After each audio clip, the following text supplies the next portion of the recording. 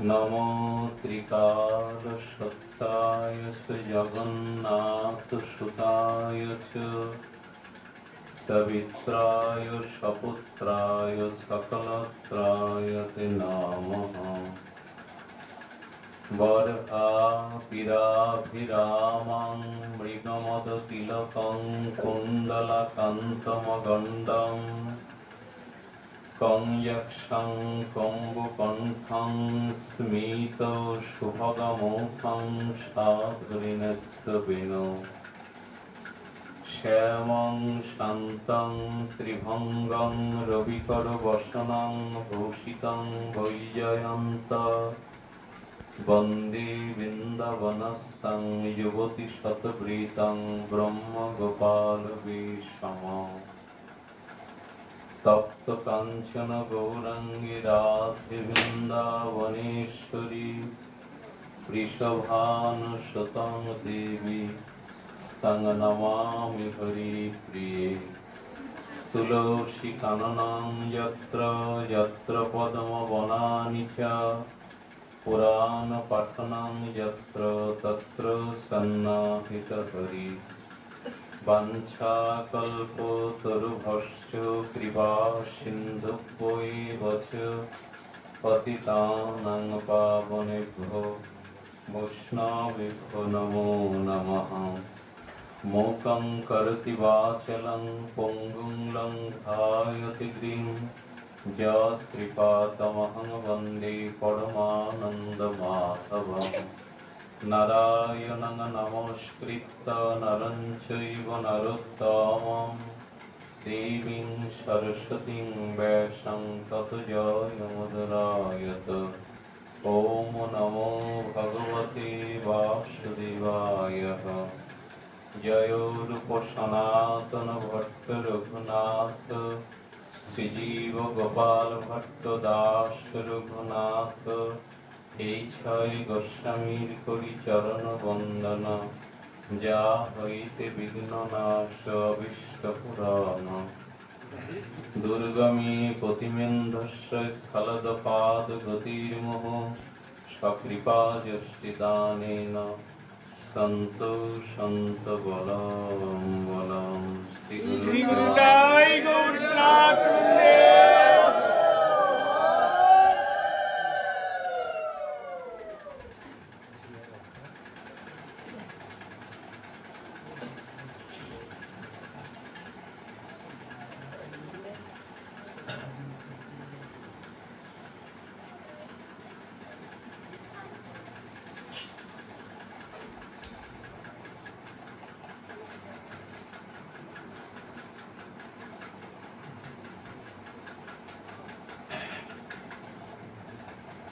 ঈশ্বর পরম কৃষ্ণ সচ্চিদানন্দ বিগ্রহ অনাদিরাদি গোবিন্দ সর্বকারণ কারণম। ওম পূর্ণমদং পূর্ণমিদং পূর্ণাৎ পূর্ণমুদচ্যতে পূর্ণস্য পূর্ণমাদায় পূর্ণমেবাবশিষ্যতে। কলিযুগ পাবন অবতার প্রেম পুরুষোত্তম স্বয়ং ভগবান পরতত্ত্ব সীমা রাধা মাধব মিলিত তনু পরম করুণা বরুণালয় শ্রী শ্রী নদিয়া বিহারী গৌর হরি শ্রীমান নিতাই চাঁদের অপার অনুকম্পায় রাধা মাধবী রহিত কি করুণায় বৈদিক সনাতন সভ্যতার আজ বড় স্মরণীয় বন্দনীয় পূজনীয় তিথি।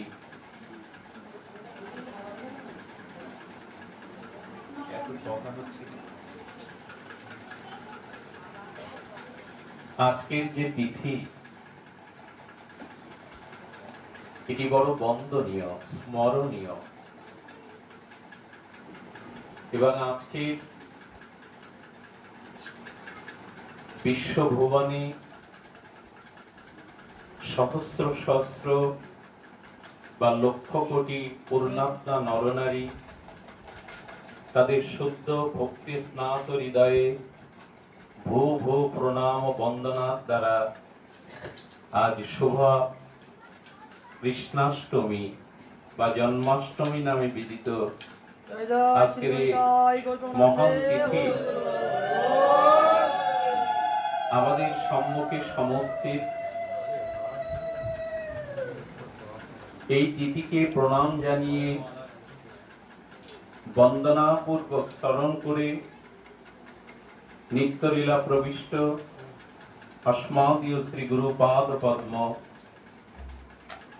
শ্রী শ্রী গুরু মহারাজের চরণ স্মরণ বন্দন প্রণামাদি নিবেদন পূর্বক তার একান্ত কৃপাশিস প্রার্থনা করে আজকের এই শুভ কৃষ্ণাষ্টমী বা জন্মাষ্টমী পুত মহতিপূর্ণ যারা ব্রত উপবাস দ্বারা ইন্দ্রিয় সংযমের দ্বারা শ্রী ভগবানের এই পবিত্র তিথিকে বন্দনা করছেন, স্মরণ করছেন, অর্চন করছেন, সেই কৃষ্ণ অনুরাগী শুদ্ধ গৌরীয় ভক্তগণ ও মাতৃমণ্ডলী সকলের চরণে দণ্ডবাদ প্রণতি।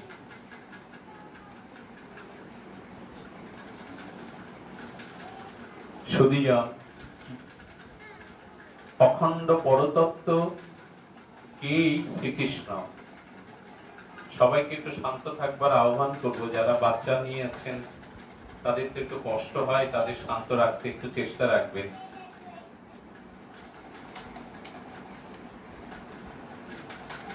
কে এই পরমেশ্বর শ্রীকৃষ্ণ? পূর্বে আমরা আপনাদের জানিয়েছি শ্রীকৃষ্ণ ভগবান নন, তিনি স্বয়ং ভগবান। আমরা এও জানিয়েছি শ্রীকৃষ্ণ কোন অবতার নয়, মৎস্য, কুর্ম, বরাহ, নৃসিংহ, পরশুরাম, রাম। শ্রীকৃষ্ণ এদের মতো অবতার নন, তিনি অবতারী। যার থেকে অবতারগণ জগতে অবতরণ করেন, অপ্রপঞ্চ থেকে যার শক্তি অংশ কলারূপে জগতে অবতার হন, তাকে বলে অবতার। শ্রীকৃষ্ণ অবতার না, অবতারী। এবং শ্রীকৃষ্ণ পুরুষ নন, তিনি পুরুষোত্তম। সকল বেদজ্ঞ, সকল অবতারের প্রণাম্য, তিনি অনাদিরাদি সর্বকারণের কারণ, যার সমান কেহ নাই, যার ঊর্ধ্বে তো নয় নয়। শব্দটা আবার বলি, যার সমান কেহ নাই, যার ঊর্ধ্বে তো নয় নয়, সেই পরতত্ত্ব সমগ্র অসমত্ব ঐশ্বর্য মাধুর্যের পরতত্ত্ব হলেন শ্রীকৃষ্ণ। আমাদের একটু ধৈর্য ধরে তত্ত্বটা জানতে হবে।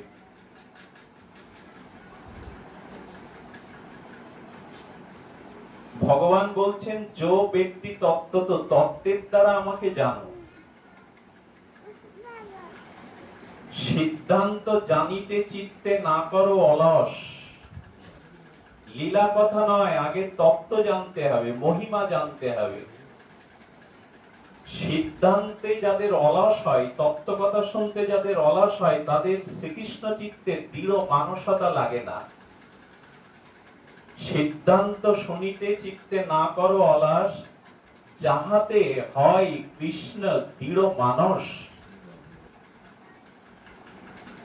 তাহলে রামের মতো বা নৃসিংহের মতো, মৎস্য কুর্মের মতো, বরাহের মতো শ্রীকৃষ্ণ কি কোনো অবতার? বললেন না, তিনি অবতারী।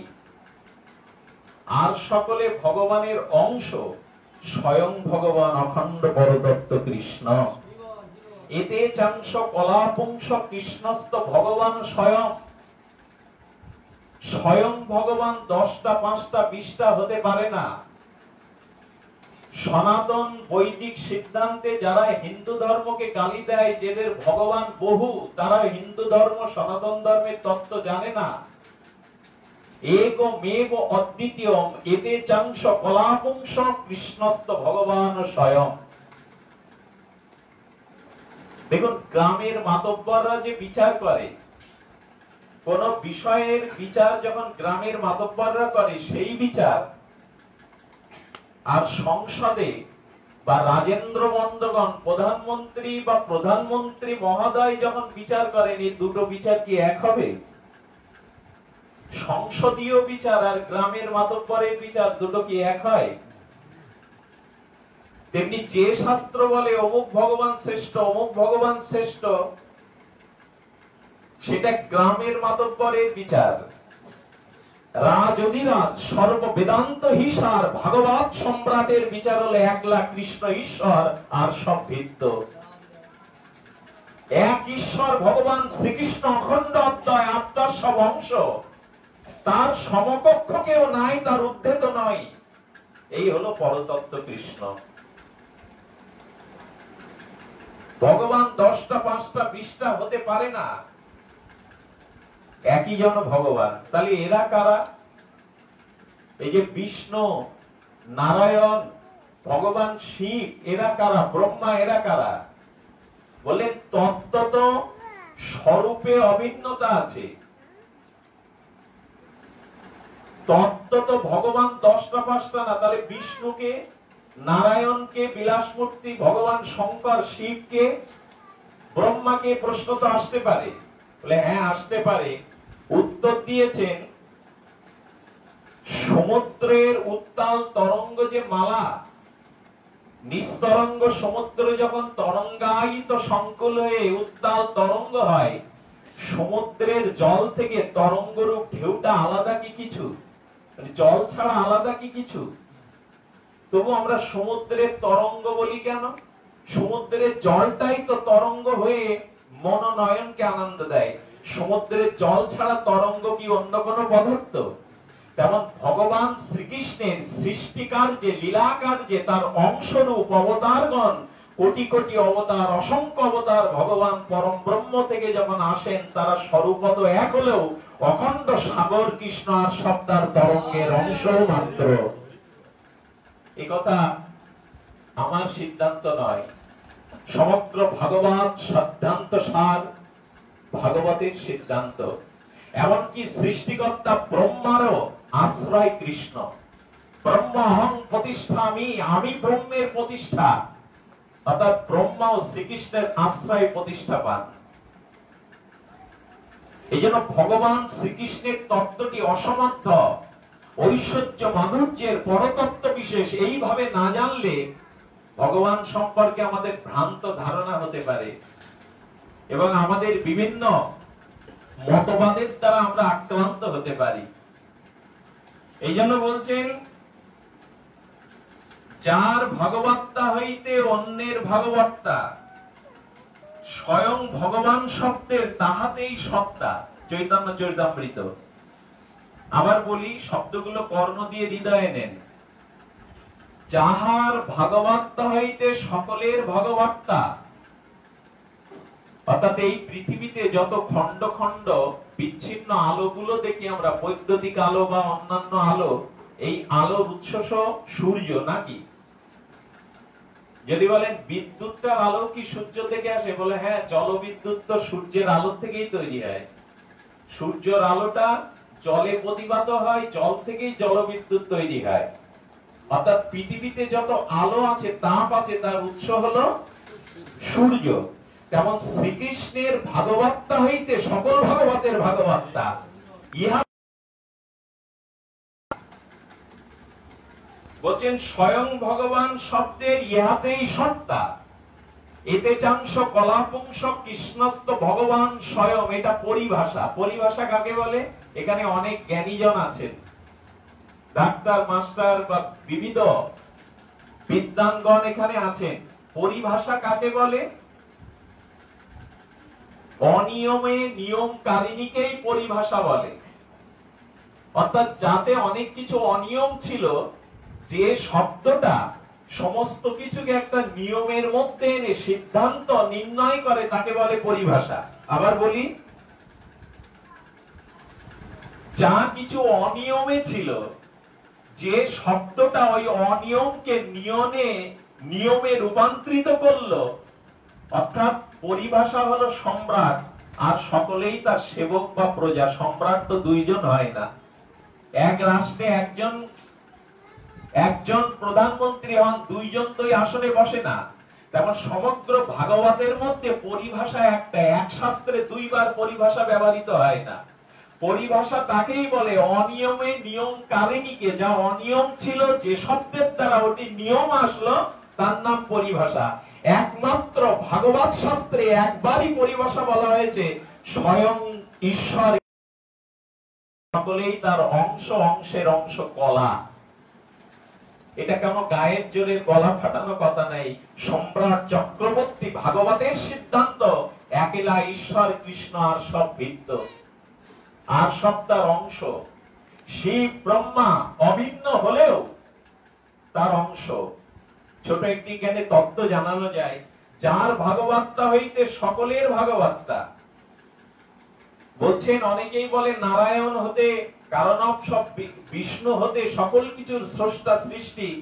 সেখানে ব্রহ্মা নির্ণয় করেছেন অনাদির আদি সর্বকারণ কারণম। এই শব্দ দুটি খুব বিশ্লেষণযোগ্য। তত্ত্ব জানলে আপনাদের কষ্ট হবে, ঘুম আসবে, তবু এটা জানতেই হবে। লীলা তো পরে, আগে তত্ত্বের দ্বারা জানতে হবে। সেই তত্ত্বটি হলো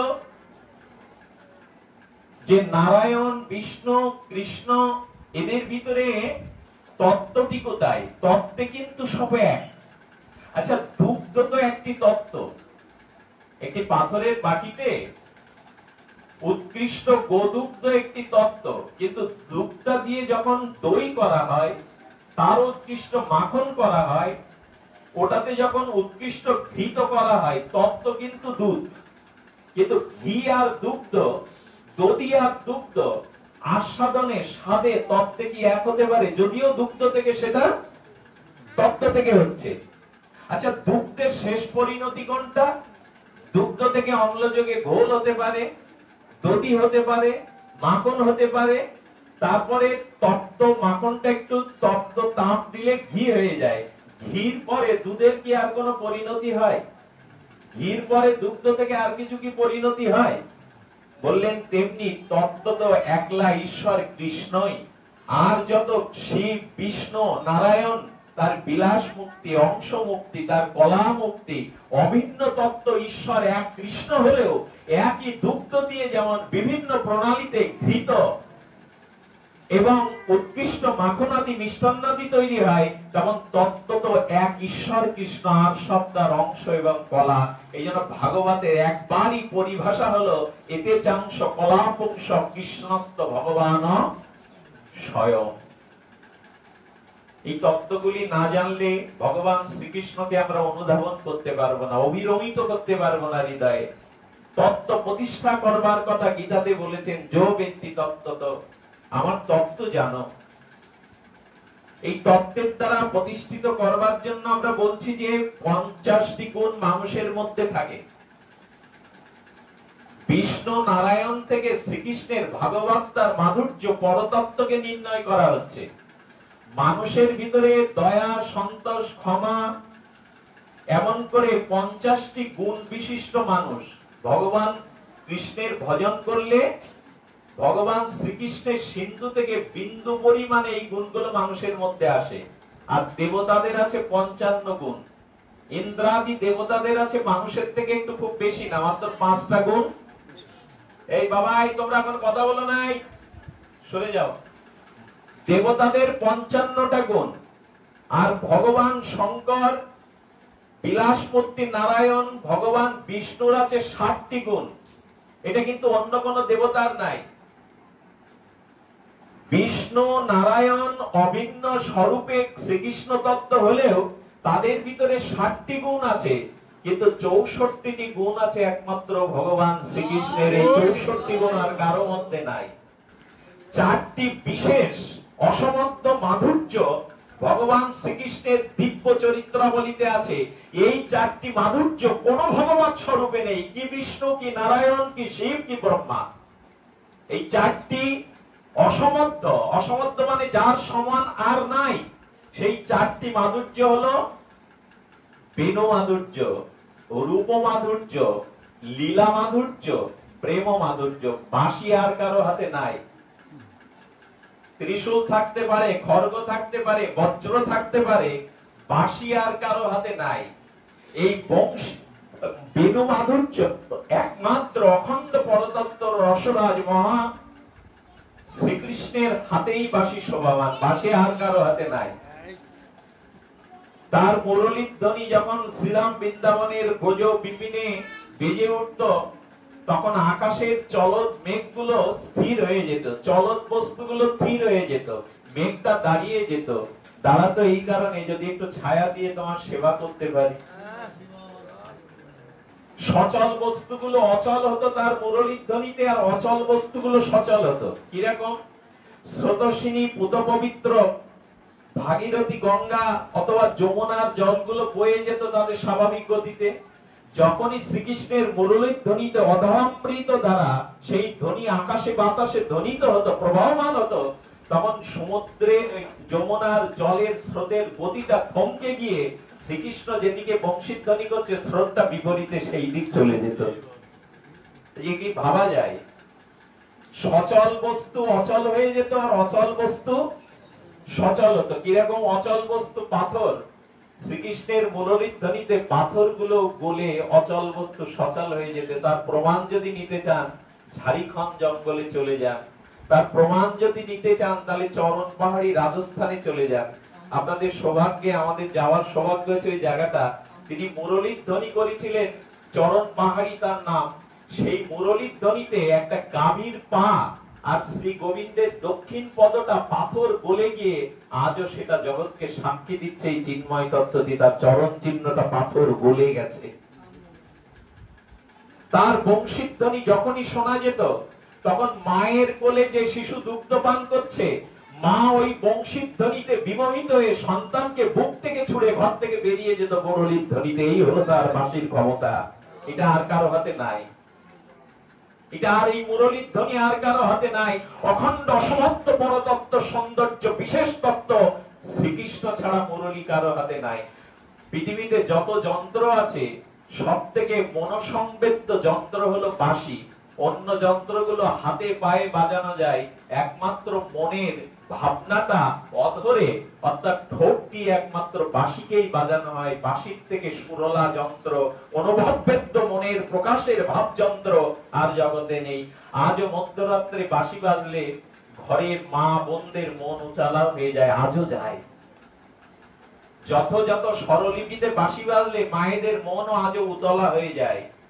বাঁশির এরকম ক্ষমতা, এই বংশী মাধুর্য যায়।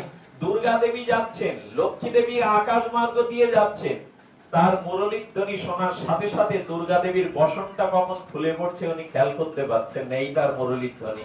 বাঁশি আর কারো নাই। বেণু মাধুর্য, রূপ মাধুর্য, যত ভগবানের রূপ আছে সবগুলি অনন্ত, অসীম, সৌন্দর্য অপার।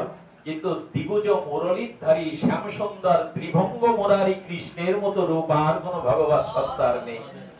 এটা আমার মন গড়া কাল্পনিক কথা নয়, এটা সম্রাট চক্রবর্তী ভাগবতের সিদ্ধান্ত। মুরলীধারী অরিন্দম সুন্দর। আচ্ছা, গোবিন্দের তিন জায়গায় বাঁকা ঠাকুর কেন? আমাদের ঠাকুর বাঁকা কেন? এত সুন্দর ঠাকুর ত্রিভঙ্গ মুরারি, অর্থাৎ তার তিনটে জায়গায় বেঁকে গেছে। বেঁকে গেছে এই জন্য রাধারানীর প্রেমের বোঝাটা বইতে পারছেন না। মানুষ যদি 20 কেজি ওজন বইতে পারে, তার মাথায় যদি 1 মণ তুলে দেওয়া যায়, অতি ভার বস্তুটা বইতে না পেরে তার ঘাড়, পাম, তার মাজাটা বেঁকে যায়।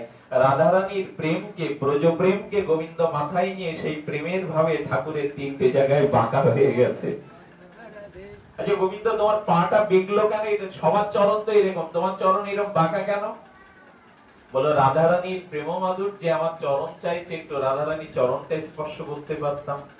তোমার চুলটা কোঁচড়ানো কেন?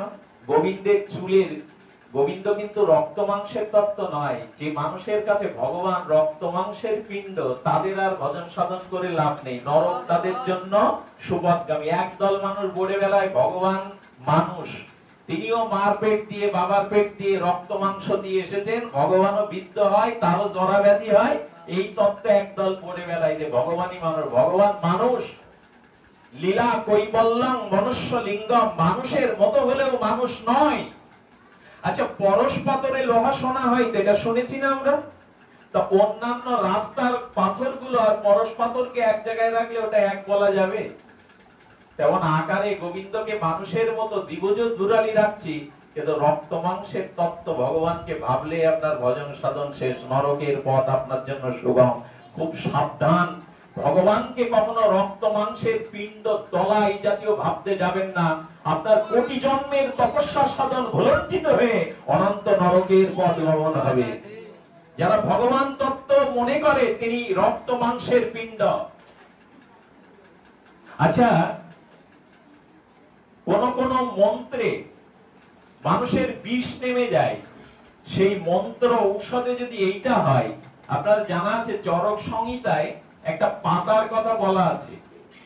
ঋষি চরক বলেছেন এই পাতার রসটা পিতলের উপর ঢেলে দিলে পিতলটা সোনা হয়ে যাবে। আপনাদের মন নিশ্চয়ই বলছে তাহলে পাতার কথাটা আমাদের জানাও।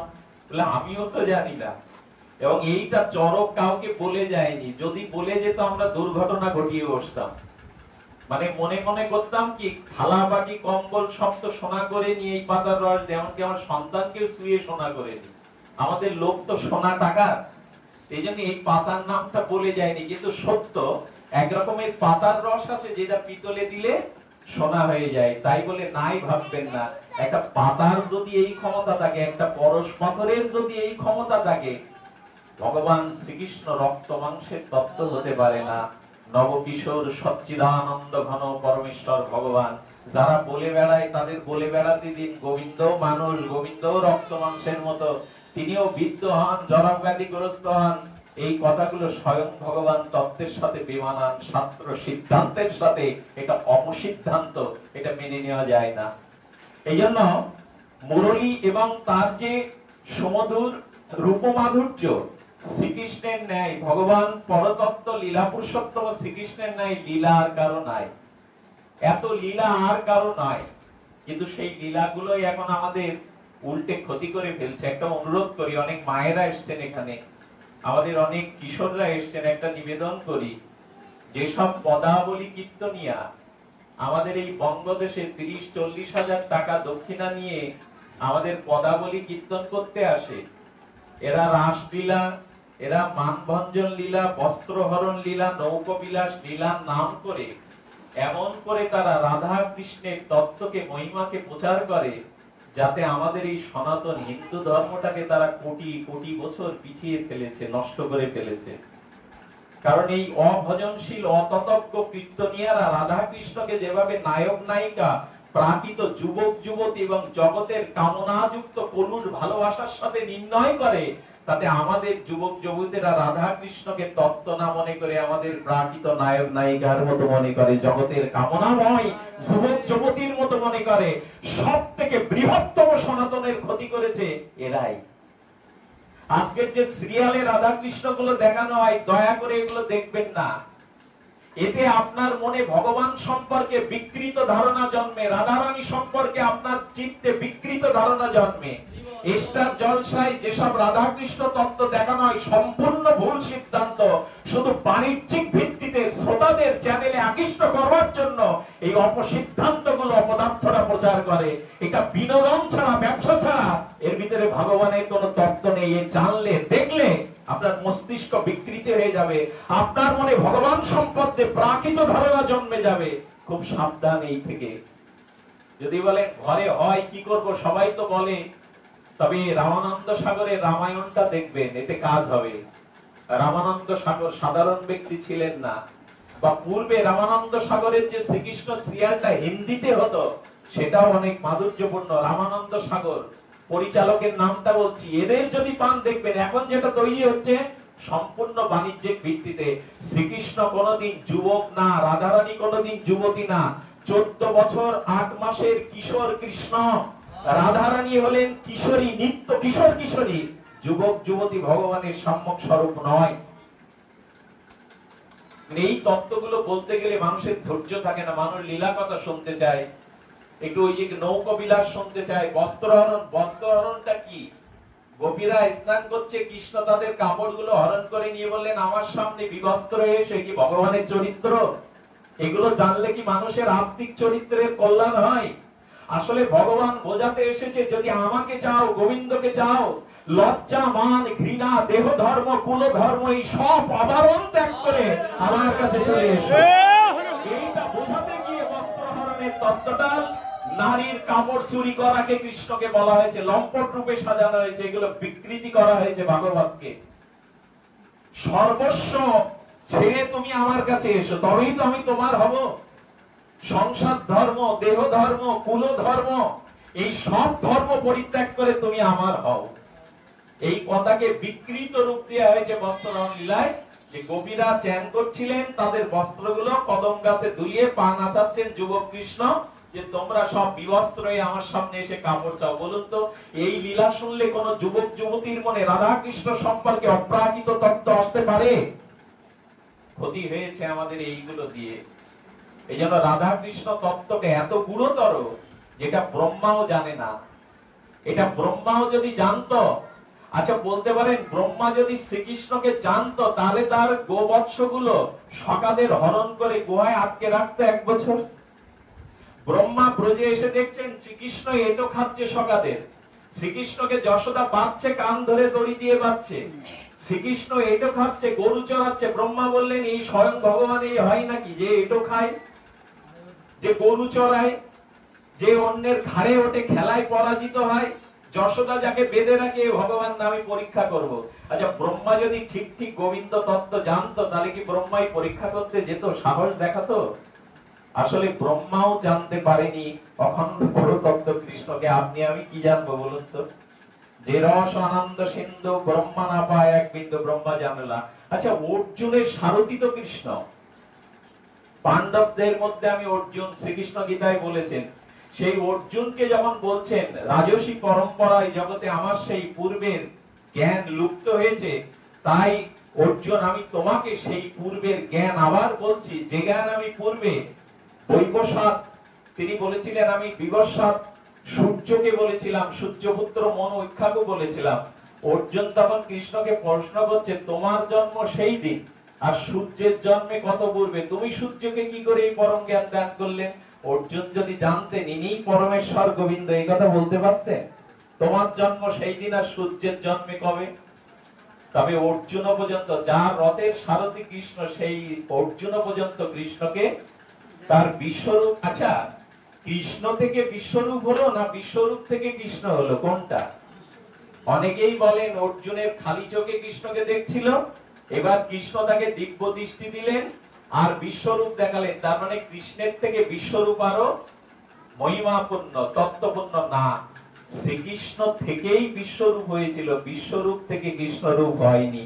এই জন্য অর্জুন বললেন, গোবিন্দ তোমার ওই মহাকাল সংহারূপকে সংবরণ করো, আমি সহ্য করতে পারছি না, তুমি আমাকে সেই দ্বিভুজ মুরলীধারী রূপে কৃষ্ণ রূপে দেখা দাও, ওই রূপটাই আমি চাই। এই জন্য বিশ্বরূপ কৃষ্ণ থেকে আসে, আর সকলে কৃষ্ণের অংশ, অংশী মাত্র অংশ, অংশী অংশ হতে পারে, কিন্তু অংশ কখনো অংশী হতে পারে না। এই জন্য আপনাদের কাছে নিবেদন করব, শ্রীকৃষ্ণ তত্ত্বটি এত গুরুপূর্ণ, এত তাৎপর্যপূর্ণ, যে ব্রহ্মাও জানতে পারেনি, অর্জুনও জানতে পারেনি, আমরা কি জানতে পারবো? তবে হ্যাঁ, যদি কোনোদিন কোন তত্ত্বজ্ঞ কৃষ্ণ ভক্তের মুখে আমরা তার লীলা কথা শুনতে পারি, মহিমা শ্রবণ করতে পারি, তবে আমাদের একটু ধারণা হয়। আমাদের সময় আগত, আমরা মূল কথায় প্রবেশ করি। আজকে তার আবির্ভাব তিথি সম্পর্কে একটু তার আবির্ভাব কথন, তার ব্রজলীলা কথন আমাদের বলা প্রয়োজন। তবে এইটুকু বলবো, জ্ঞানীর কাছে তিনি ব্রহ্ম, যোগীর কাছে তিনি পরমাত্মা, আর ভক্তের কাছে তিনি ভগবান। আমি বলি কি, ভগবান শ্রীকৃষ্ণের কোনো অবতার নেই, জানেন? এই কথাটি বলেই আমরা একটু তার জন্মখণ্ড লীলাতে আস্বাদন করব। যশোদার কোল জুড়ে যেভাবে এসেছিলেন, ব্রজলীলা, ব্রজমায়েদের আস্বাদন দিয়েছিলেন, আনন্দ দিয়েছিলেন, তার সেই তরঙ্গায়িত ব্রজপ্রেমের আনন্দ লীলাকে আমরা শ্রবণের আগে এইটুকু বলবো, যে ভগবান শ্রীকৃষ্ণ কিন্তু অবতার তত্ত্ব হয়ে আসেননি। তিনি বলেছিলেন, গীতাতে তিনি এই কথাটি বলছেন, ইয়াদা ইয়াদা হি ধর্মস্য গ্লানি ভবতি ভারত অভ্যুত্থানম অধর্মস্য তদাত্মনম সৃজম্যহম পরিত্রায়ণ সাধনাং বিনাশায় চ দুষ্কৃতাম ধর্ম সংস্থাপনার্থায় সম্ভাবামি। এই কথা আমাদের সকলের জানা, কিন্তু এই জন্য ভগবান শ্রীকৃষ্ণ আসেননি। বলবেন এই কথা তার মুখ দিয়ে তিনি বলছেন এই জন্য আসেননি, বললেন না, ভগবান শ্রীকৃষ্ণের আসবার এটা একটা স্থূল কারণ, সূক্ষ্ম কারণ না, মূল কারণ না। এই কথাটি একটু চমকপ্রদপূর্ণ, তত্ত্বপূর্ণ। ভগবান বলছেন যুগ ধর্ম প্রবর্তন হয় অংশ হইতে। আমি রাম, কৃষ্ণ, পরশুরাম, নৃসিংহ এই সব অবতারে অসুরদের বিনাশ করতে পারি, সাধুদের রক্ষা করতে পারি, আর জগতের ধর্ম স্থাপন করতে পারি। আমি বলতে চাইছিলাম এই যে বৈদ্যুতিক বাল্বগুলো, পাখাগুলো চলছে, এইখানে গিয়ে গিয়ে গিয়ে ওকে বন্ধ করা দরকার। যদি মূল সুইচ বন্ধ করা যায়, মূল সুইচ বন্ধ করলে এগুলোর কি শক্তি থাকে? যেমন শ্রীকৃষ্ণ বলছেন অসুর বিনাশ আর ধর্মরাজ্য স্থাপন আর সাধুদের পরিত্রাণ আমার অংশ হতে, অবতার হতে, ওতে আমার স্বয়ং আসা লাগে না। বলে তুমি এসেছো যে, তাহলে তুমি আসলে কেন? আচ্ছা, শ্রীকৃষ্ণ যদি বলেন যে অসুর বিনাশ আমি স্বয়ং ভগবান ওই জন্য আসেনি, তাহলে পুতনাকে কে বধ করলো, কংসকে কে বধ করলো, জরাসন্ধকে কে বধ করলো? এর উত্তরে চৈতন্য চরিতামৃতে বিখ্যাত দার্শনিক আচার্য কৃষ্ণদাস কবিরাজ কৃষ্ণ গোস্বামী বললেন, স্বয়ং ভগবান অবতার হয় যেই কালে আর সব অবতার তাহাতে মিলে।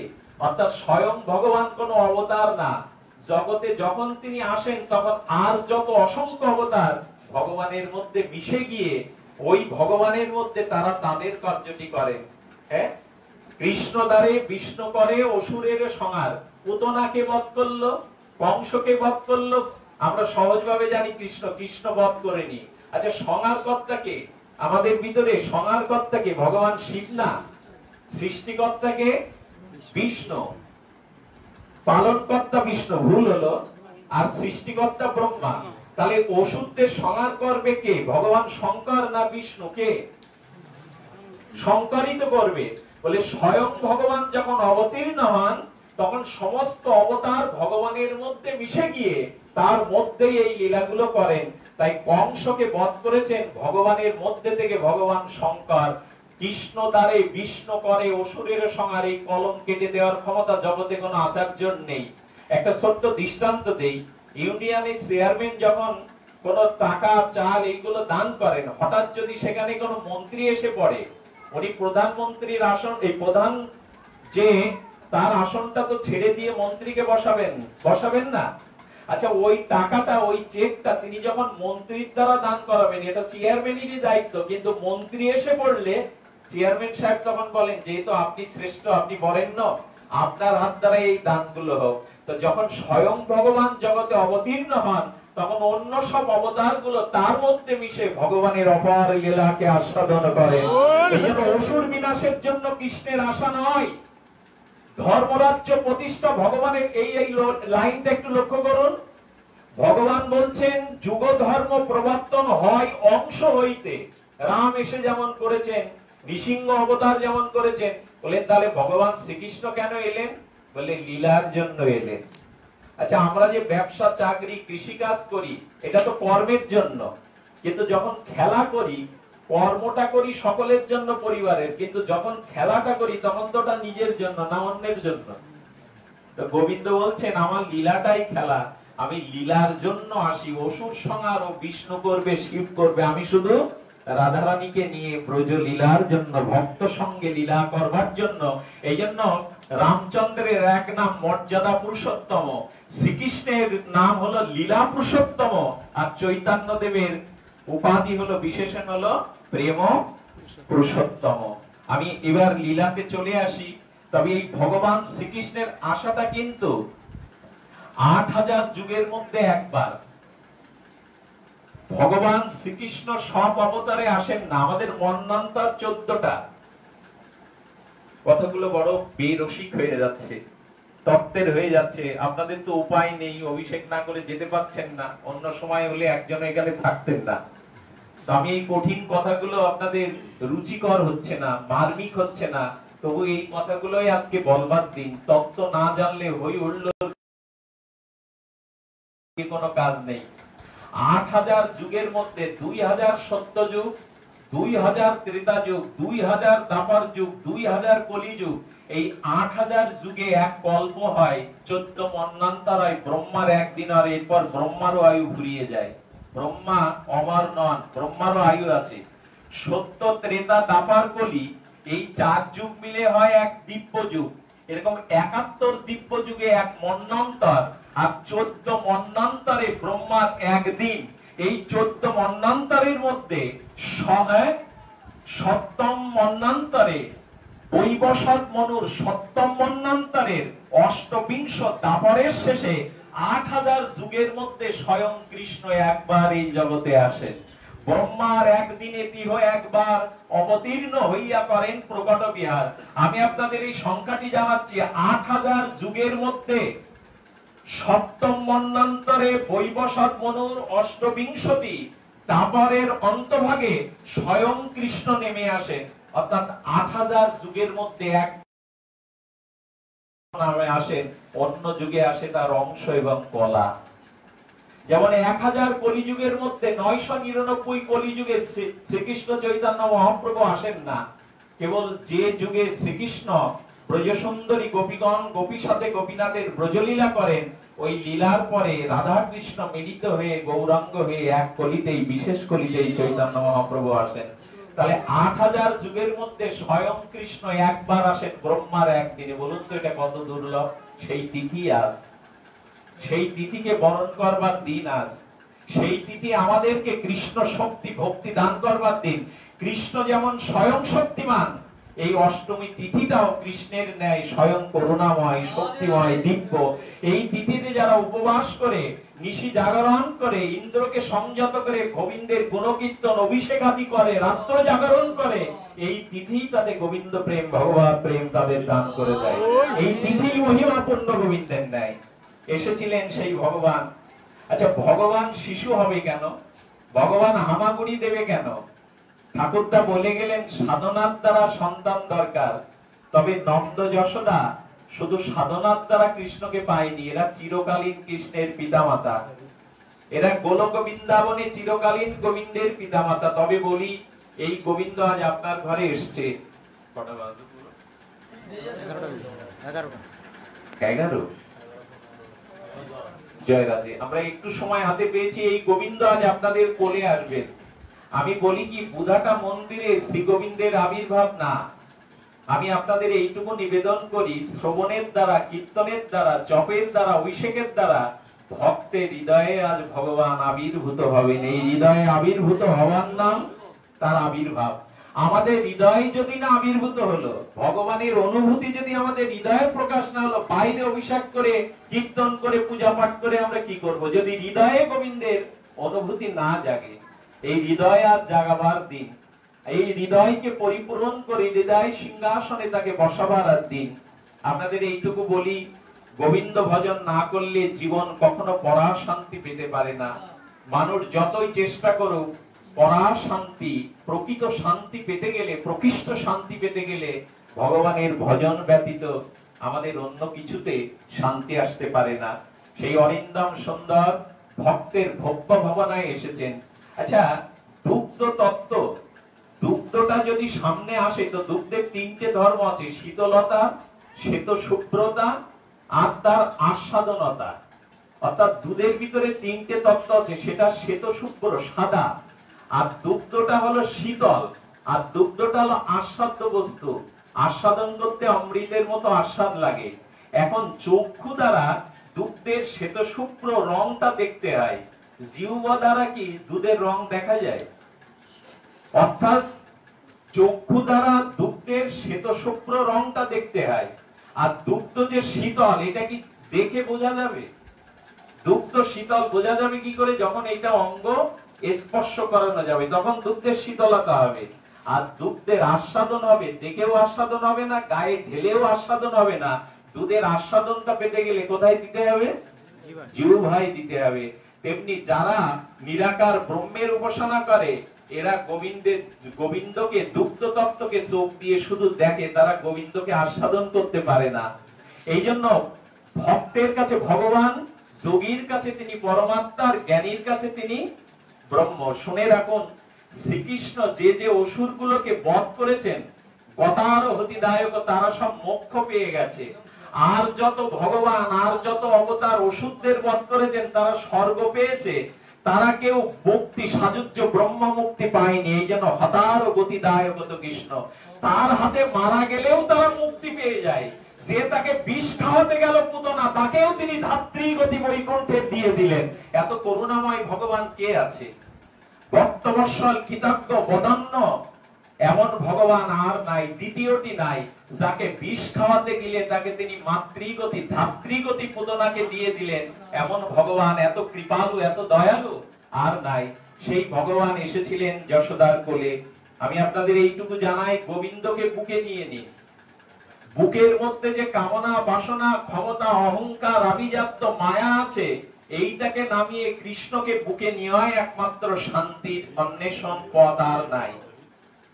আচ্ছা, কংসের কারাগারে যখন কৃষ্ণ আবির্ভূত হননি তখন কারাগারটা কি অন্ধকার ছিল? যখন আবির্ভূত হননি তখন কারাগারটা ছিল কিন্তু তমসাবৃত অন্ধকার। আর তখন বসুদেব দেবকীর হাতে কি ছিল? শৃঙ্খল বেড়ি ছিল।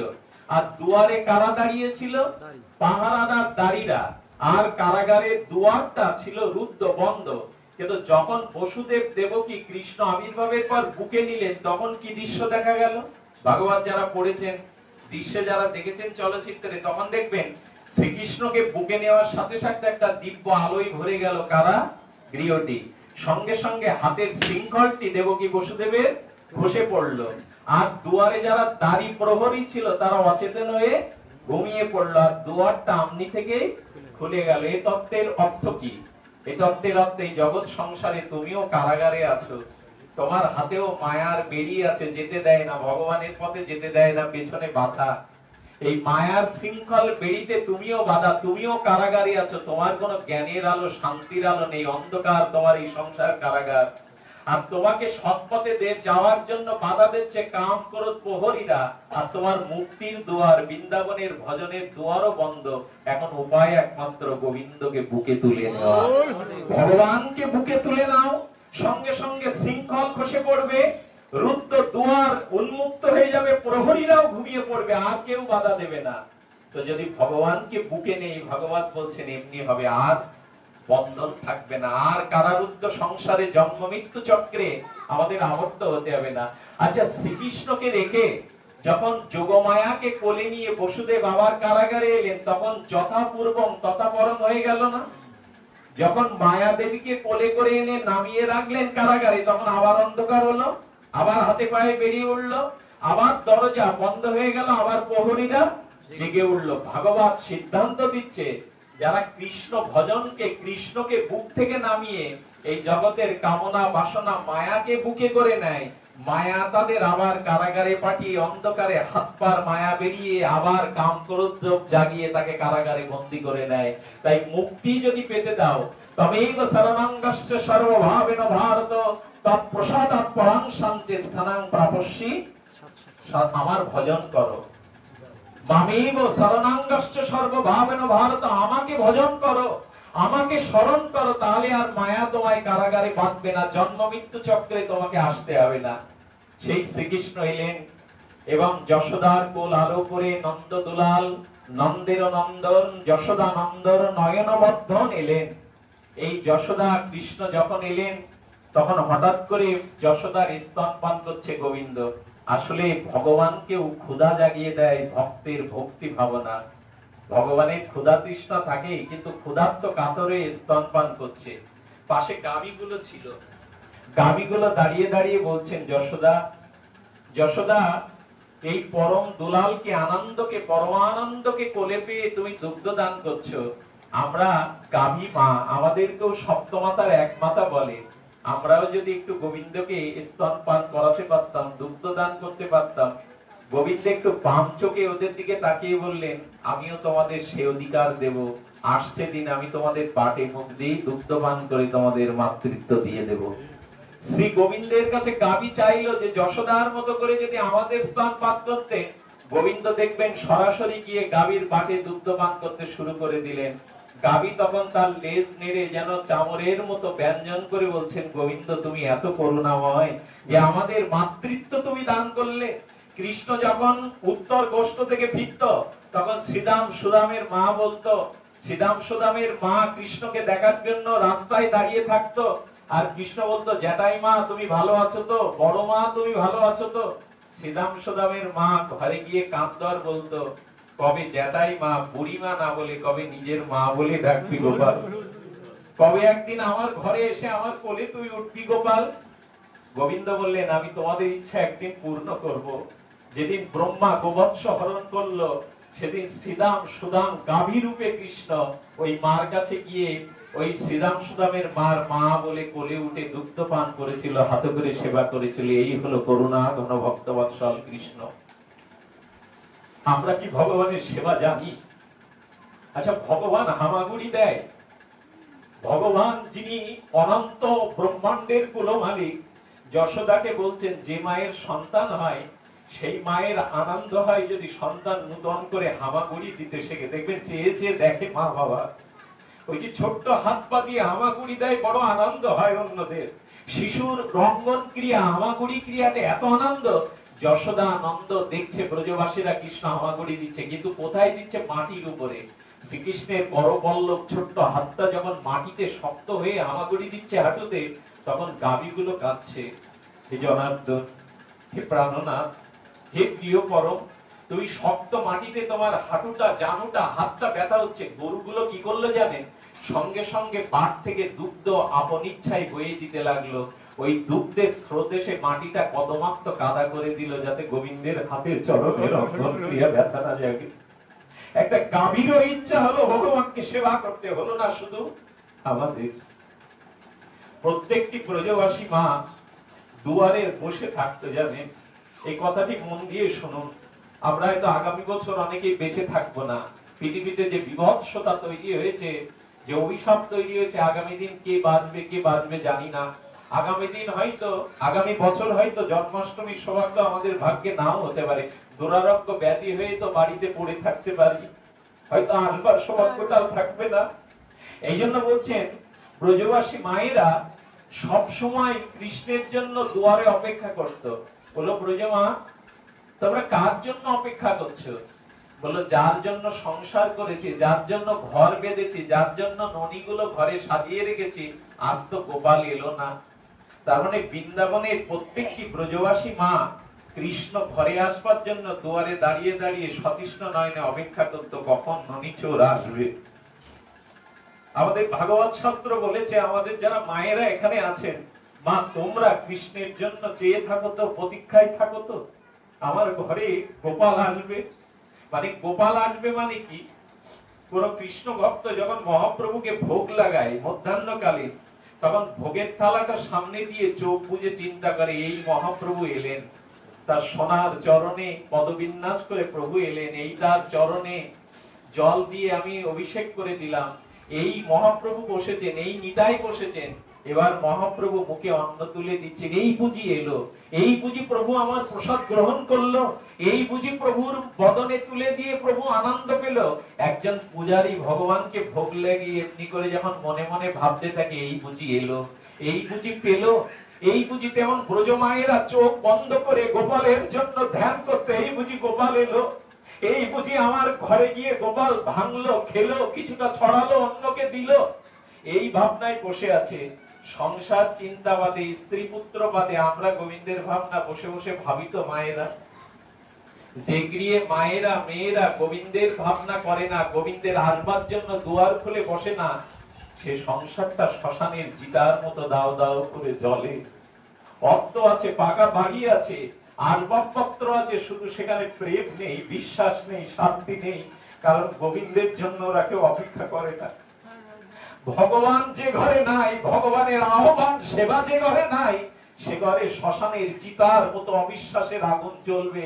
সে যতই ধনী মানি জ্ঞানী পণ্ডিত, এইটা বুকে হাত দিয়ে এই সত্যটা নিজে অনুভব করুন, আমার অনেক কিছু হয়েছে কিন্তু হৃদয়ের শান্তি পাইনি, কারণ আমার ঘরে ভগবানের সেবার আয়োজন নেই, আমার ঘরে ভগবানের জন্য কোনো প্রতীক্ষাই নেই। ব্রজ মায়েরা অপেক্ষা করছে, এই বুঝি এলো, এই বুঝি গোপাল এলো, এই বুঝি কিছুটা খেলো, এই বুঝি কিছুটা ছড়ালো। এই যেই ভাবছে, ভাবতে ভাবতে গোপাল এসে হাজির। ভক্ত যদি প্রাণের আকুল দিয়ে ভগবানকে ডাকে, ভগবান আসবে না এমন ক্ষমতা ভগবানের নাই। কেউ যদি ওই বাচ্চাটাকে কোলে নিয়ে নিন, সুধাংশুদা মার কাছে দিয়ে দিত, কেউ যদি ভগবানকে আকুল হয়ে ব্যাকুল হয়ে ডাকে, আজও ভগবান আসে, আজও ভগবান তার দুয়ারে আসে, অবশ্যই আসতে হয়। হ্যাঁ, অবশ্যই তার দুয়ারে কৃষ্ণকে আসতে হয়। হ্যাঁ, না এসে পারা যায়। ব্রজ মায়েরা যেই দেখেছে রুনুঝুনু নুপুর নিয়ে গোবিন্দ এসে হাজির। গোবিন্দ যেই এসেছে, বুড়িমা চিন্তা করছেন দরজায় বসে থাকলে গোবিন্দ আমাকে দেখে ঢুকবে না, উনি আলাদা করে ঘরে যাতে গোবিন্দ প্রবেশ করে লুকিয়ে পড়েছেন।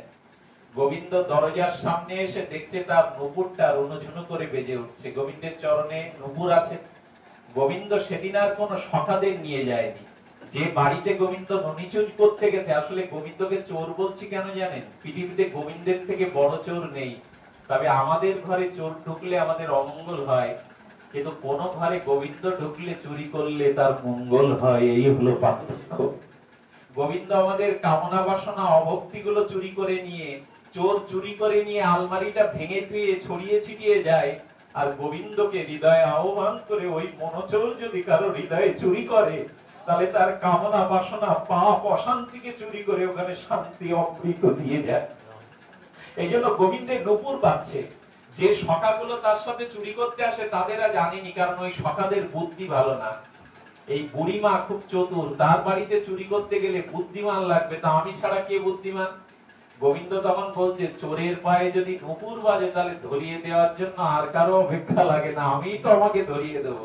এই নুপুর তুই আর বাজবার সময় পেলি না, আমি তোকে রাখবোই না চরণে। গোবিন্দ নুপুরটা জোর করে টান দিয়ে কাটতে যাচ্ছেন। যিনি অনন্ত ব্রহ্মাণ্ড চোখের ইশারায় ধ্বংস করতে পারেন, তিনি নুপুরের রশিটা কাটতে পারছেন না। কেন জানেন? মা যখন সন্তানকে কিছু পরিয়ে দেয়, খুব শক্ত করে পরিয়ে দেয়, খেলে দৌড়ায়, হ্যাঁ, কত কি তার ছল কপটতা আছে, দৌড়াদৌড়ি, যদি নুপুরটা খুলে যায় না, মা যখন বাঁধে তখন খুব শক্ত করে বাঁধে।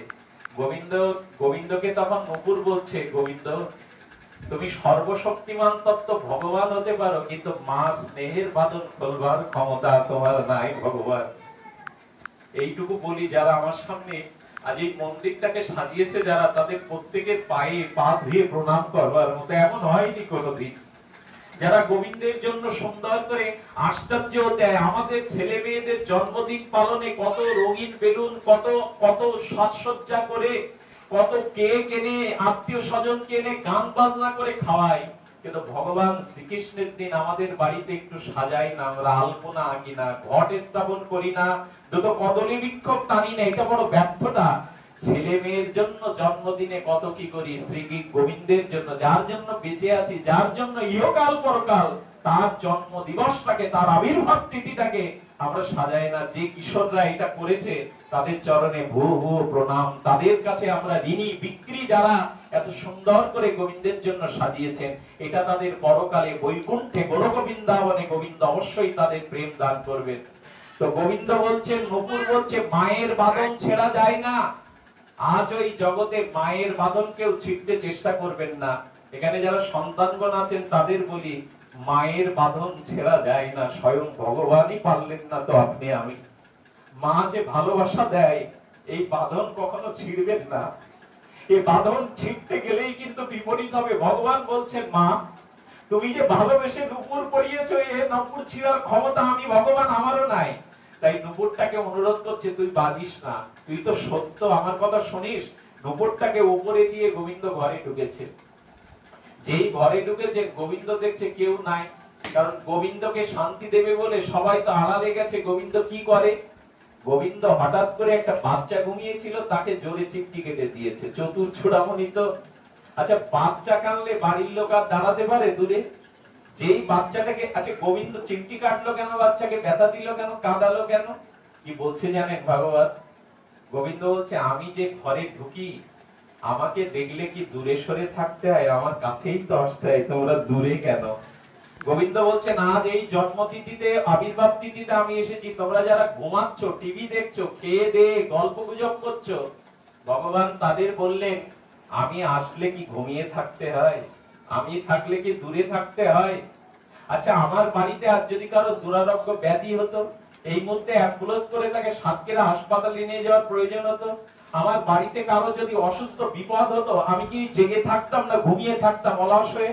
আজ ভগবান দুয়ারে এসছে, আমরা দূরে থাকতে পারি না। তাই যারা মাটিতে বসে মধ্যরাত পর্যন্ত আজকে আপনারা ভগবানের এই অভিষিক্ত মহিমান্বিত শ্রবণ কীর্তন করছেন, গোবিন্দ তাদের বন্ধু বলে স্বীকার করে নিলেন। আজ থেকে তোমরা আমার বন্ধু, শরীর ও সদাম হয়ে গেলে, যেহেতু তোমরা আমার কাছে এসছো। গোবিন্দ একটু চিমটি কেটে ব্যথা দিয়ে বললেন, ব্যথা না পেলে আবার সবাই আমার কাছে আসে না। একটু অর্ধেক যন্ত্রণা, রোগ শোক, অভাব অনটন না এলে আবার হা গোবিন্দ বলে আমাকে কেউ ডাকতে চায় না। এই জন্য ব্যথাটা দিয়ে আমি আবার তাদের কাছে আনি। কত তত্ত্ব ভগবান। যেই আসছে বুড়িমা, গোবিন্দ তাড়াতাড়ি ভান্ডার ঘরের মধ্যে ঢুকে পড়েছে। আর ভান্ডার ঘরের মধ্যে মানে যেখানে দেবতা নারায়ণের জন্য, ব্যবসার জন্য ব্রজগোপীরা গোয়ালা, তো তারা দধি দুগ্ধ ভাণ্ড ছিল। এই বুড়িমারা গিয়ে দেখে গোবিন্দ বেশ নবনী সাবার করতে শুরু করেছে, হাতে করে খাচ্ছে, মুখে একটু লাগানো। ব্রজ মায়েরা বলছে, বাহ রে বাহ, হ্যাঁ আরে কানাই, তুই এত ঘর থাকতে তুই ননী ভান্ডের ঘরের মধ্যে ঢুকলি যে, ভান্ডার ঘরের মধ্যে? বলে, বুড়িমা কি বলছে দেখুন কৃষ্ণ। এ কথা শুনলে হৃদয় আনন্দে নেচে ওঠে, দুলে ওঠে। তখন বলছে, বুড়িমা আমি এই পথ দিয়ে যেতে যেতে মনে করলাম এটা আমার মা যশোদার ঘর, আমার ঘর মনেই আমি ঢুকে পড়েছি। বলো, ও কানাই আজকাল চোখে কম দেখছিস বুঝি? এই ঘরকে তোর ঘর মনে করে ঢুকে পড়েছিস? কি চতুর দেখুন, কি সঙ্গে সঙ্গে উত্তর দিচ্ছে। কৃষ্ণ বলছেন, আমি ভুল বলিনি। এই পৃথিবীতে তোমরা যেসব ঘর তৈরি করে ছাদের নিচে থাকো, আমার ঘর আমার বাড়ি বলো, গোবিন্দ বলছেন একটাও তোমাদের ঘর বাড়ি না, সব আমার ঘর আমার বাড়ি। তাই আমি লোকের ঘরে যাই না, আমার ঘরেই যাই। তোমরা শুধু ভাব করো আমার ঘর, কেন বলতে পারো না এটা কৃষ্ণের সংসার? কেন বলতে পারো না এটা গোবিন্দের ঘর? আমারই তো এই জগৎ, আমারই তো ব্রহ্মাণ্ড। তাই নিজের সংসারটাকে কৃষ্ণের মনে করবেন, নিজের না। যদি নিজের মনে করেন ভুল হয়ে যাবে। যেন মহাপ্রভু বলছেন, কৃষ্ণের সংসার করো অনাচার ছেড়ে দিয়ে। আজ আর কি তত্ত্বকথার সময় নেই। আচ্ছা গোপাল, তো ভালো, তুই নিজের ঘর মনে করে ঢুকে পড়েছিস, ভালো, তুই ননি চুরি করে খাচ্ছিস কেন? গোবিন্দ বললেন, একবারও আমার দোষ দেবে না, খবরদার, প্রমাণ করে কথা। বাবা কি রাস, একেবারে কি দাম্ভিক ভাবে বলছে, প্রমাণ করো। আরে তোর হাতেই তো লেগে রয়েছে। গোবিন্দ তখন বলছেন, তোমাদের উপকার করতে গেলে তোমরা ভুল বোঝো বড় আমায়। আরে তোমাদের এই ননি ভাণ্ডতে পিঁপড়ে পড়েছিল, পিঁপড়ে খেয়ে ফেলছিল, তাই ভাবলাম এদের ঘরে এলাম, এই পিঁপড়ে গুলো একটু কেটে দিয়ে দিলে এরা মাখন খাবে না। তোমাদের উপকার করতে গিয়ে এখন আমার চোরের বদনাম হয়ে গেল। হলো, বাহ, তুই উপকার করতে কবে শিখলি? আরে তুই ঘরে চুরি করবি বলে আমাদের গরুর বাছুরের দড়ি কেটে দিস, আমরা যাতে বাছুর বাঁধতে গেলে তুই ঘরে চুরি করতে পারিস। আরে আমরা শাশুড়িকে লাঠি বসিয়ে দিলে মাখন চুরি করে ওই বৃদ্ধ বুড়ির অঙ্গে মাখিয়ে, গায়ে মাখিয়ে চিৎকার করি, সেই বুড়ি চুরি করে খায়, আর সবাই দোষ দেয় আমার, দেখে যাও দেখে যাও। বুড়িমা বলছে, কানাই আর কোনোদিন চকি দিতে পাহারা বসাবো না, আজকে তুই আমাকে অন্তত চোরের বদনাম দিস না। বৌমা বিশ্বাস করো, আমাকে পাহারায় বসিয়েছিলে কৃষ্ণ চোর যাতে ননি চোর ঢুকতে না পারে, ও আমার বুকে হাতে ননি পেছন থেকে মাখিয়ে দোষ দিচ্ছে আমার, ওই চুরি করে খেয়েছে। তবে বৌমা, তোমরা সব কাজ বললে আমি করব, কিন্তু এই কৃষ্ণের জন্য পাহারার কাজটা আর আমার দিও না। বুড়ো বয়সে চোর বদনামটা আমি আর দিতে পারবো না। এত চতুর চূড়ামণি। আচ্ছা গোবিন্দ যদি এত চতুর হবে, তো উনি বলছেন আমি পিঁপড়ে গুলো পরিষ্কার করছিলাম।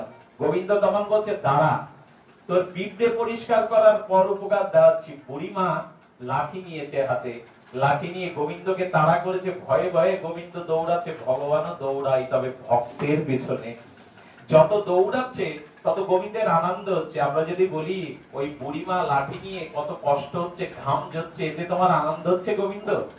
গোবিন্দ সম্বিত উত্তর দিয়ে দিলেন জগৎকে, বলেন, জীবগণ যখন কামনা বাসনা সংসারের পিছনে দৌড়ায় তখন আমার খুব খারাপ লাগে, কিন্তু সব পেলে যখন জীব আমার পেছনে দৌড়ায় তখন আমার খুব ভালো লাগে। এই যে আপনাদের দেখে আজ গোবিন্দের আনন্দ হচ্ছে, কারণ আপনারা সব পিছনে ফেলে গোবিন্দের দিকে দৌড়ে এসেছেন, বাড়ি ফেলে দিয়ে মন্দিরে এসেছেন গোবিন্দের চরণে। গোবিন্দ বলছেন, আমার পেছনে যারা দৌড়ায় আমার বড় আনন্দ হয়। এই জন্য বুড়িমার কষ্ট হলেও দৌড়াচ্ছি, যে আমার পিছনে তো দৌড়াচ্ছে, সংসারের পিছনে দৌড়াচ্ছে না। এর এক একটা কথা অনেক মূল্যবান। তো গোবিন্দ যখন দৌড়াচ্ছে, হঠাৎ করে গাছের ছায়া দিয়ে যাচ্ছিলেন গোবিন্দ, তার পায়ে রৌদ্র লাগছিল না। হঠাৎ গোবিন্দ ওই তপ্ত বালুর উপর দিয়ে দৌড়াতে গিয়ে যখন চরণে তাপ লাগছে, তখন বুড়িমা লাঠি ফেলে দিয়ে বলছে, কানাই আর দৌড়াস না, ব্যথা লাগছে, ওতে আমার বুকে যেন সেকা লাগছে, গোবিন্দ আর আমি দৌড়াবো না। এত ভালোবাসা এদের, গোবিন্দের চরণটা বালুতে কষ্ট পাচ্ছে বিদায় ছেড়ে দিয়ে